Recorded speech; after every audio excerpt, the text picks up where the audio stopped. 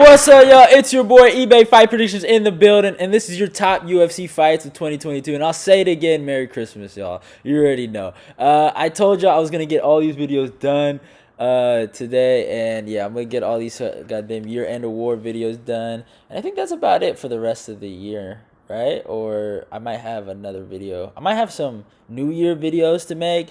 And yeah, so I got basically 3 more videos to make, and then I'm done until they start making UFC Fight Nights. So yeah, but yeah, let's talk about the top 5 fights of the year of 2022. There's been some phenomenal fights this year.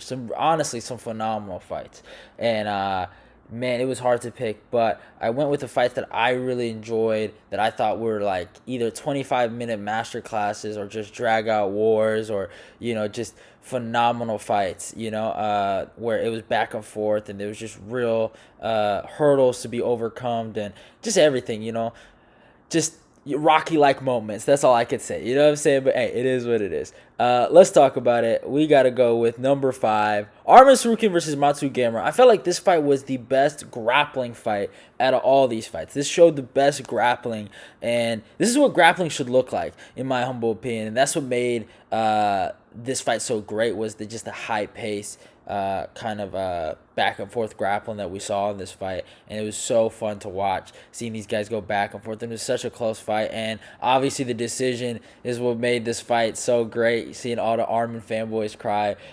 So yeah, that was also something really, really dope to see. But besides that, I know Arman got his one over Demir, so hey, it is what it is. But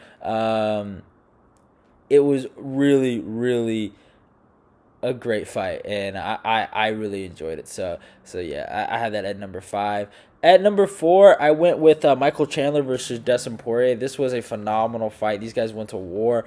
That first round was so close, man. That round was so close, and Dustin edged it out with that knockdown. And then Michael Chandler coming back with the wrestling in the second round to win that second round. And in the third round, Chandler goes for that big takedown and then gets submitted for it. And it was kind of crazy. It was like, Dustin, he was able to overcome the adversity of the wrestling and was able to finish Michael Chandler on the ground, being the first guy to submit him, which was nuts. So yeah, that was fucking crazy and a really good fight.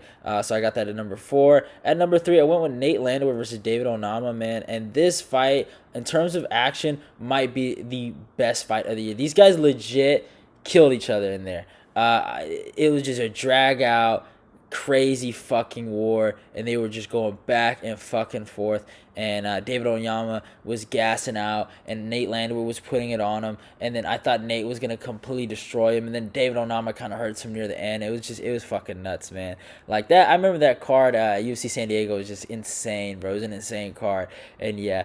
So the next two, these two had stayed at 1 and 2 for the whole year, in my humble opinion, and there was no fight that could really take these 2 spots away. So we're gonna talk about the number 2 and number 1 fights of the year. So at number 2, I went with Burns and Chimaev.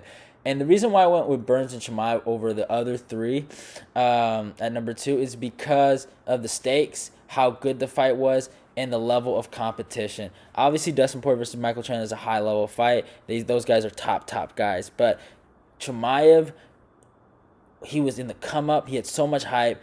Burns, being a legitimate number 3 level kind of fighter, top 5 fighter, was able to not only stall that hype, but just really give him a run for his money. And we really saw what Chimaev has and what he's great at and what he's good at and what his limitations are. We really saw everything. That's what I love about this fight. It was such a drag-out war, and we saw that Chimaev has heart. I'll give him that. He fought his ass off in that third round. He is a warrior. And Chimaev, not only Chimaev, but Burns also showed his heart. And he showed that, hey, like, I'm willing to go to war too. So it was a great fucking fight. And those guys put it on. And just, what?